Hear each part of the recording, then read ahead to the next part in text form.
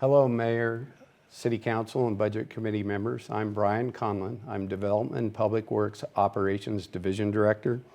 I'll be presenting on Operations proposed budget for fiscal year 2022.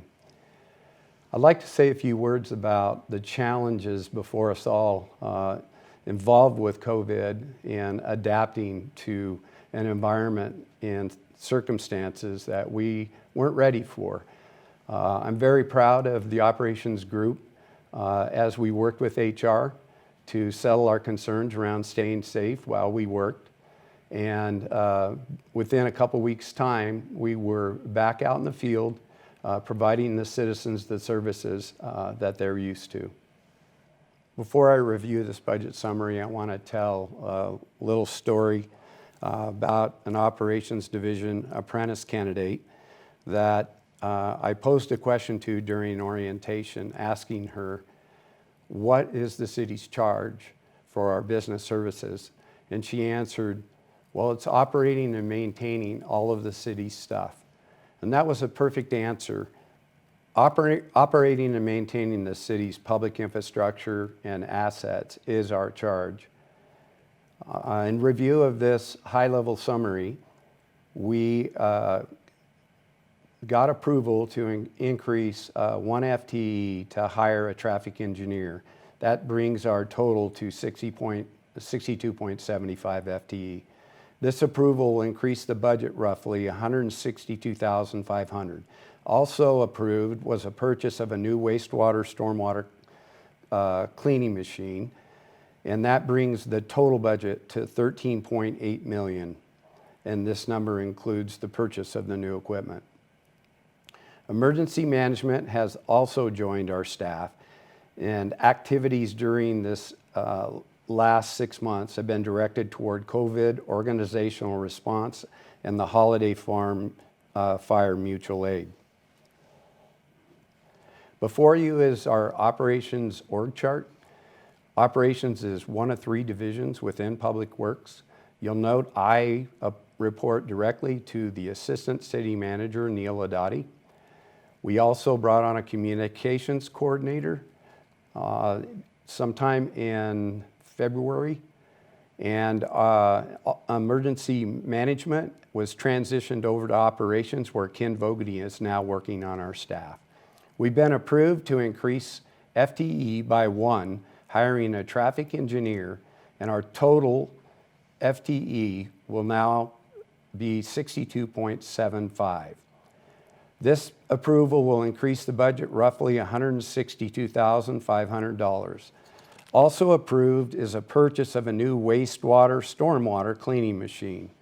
That brings our total, including capital programming, to $13.8 million.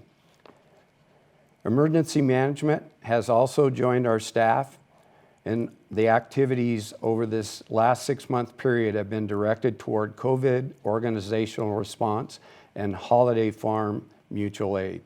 Ops service delivery principal goal is to effectively operate and maintain the city's many systems and facilities with an aim at high quality work standards and extending the useful life of assets. Some of the major systems and assets relative to these service programs include street surfaces, street trees, sidewalks, traffic signals, rapid flashing, pedestrian crossings, wastewater, stormwater pipes, police patrol, vehicle maintenance, operating city-owned buildings, emergency management, coordination, response. Before you are some of the current year accomplishments in FY21. We've crack sealed 18 lane miles on residential streets. We've completed installation of a 20,000 gallon diesel fuel tank at the regional fuel facility. We've completed approximately 2,000 linear feet of thin lift overlay.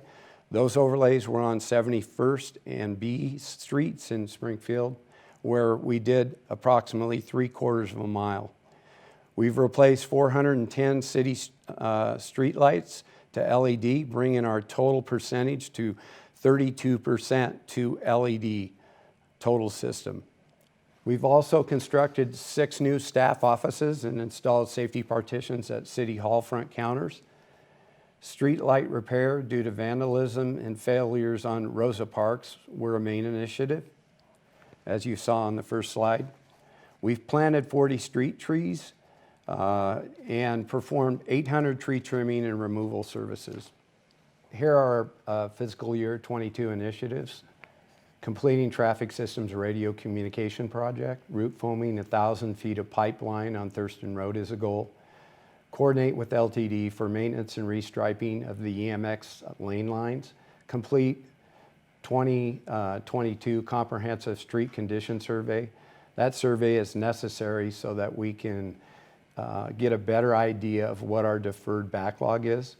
We'll work with IT to create disaster response and a data collection tool, and work with our regional field facility partners to determine funding options for facility upgrades and needed improvements.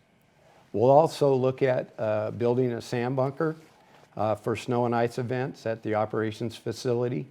Our future considerations for the coming years, FY23 through 26, we need to develop a comprehensive street management tool. This is necessary to get a better grasp of what our deferred backlog is. This data will inform city operations capital improvement project planning and HB 2017 reporting requirements as well. We intend to implement comprehensive asset management tools that will better provide informed prioritization for infrastructure improvements. Plan for City Hall HVAC system replacement, city asset and system condition assessment, implement fleet management tool as well. Ops staff recognizes it's a privilege to serve our community. I'd like to thank our associate manager, Tanya Kling, and the rest of our associate managers for their hard work on developing this budget. And also wanted to offer, if this presentation stems any questions, please reach out to us and/or Nate and Neil, and we will do our best to respond to your questions. Thank you very much.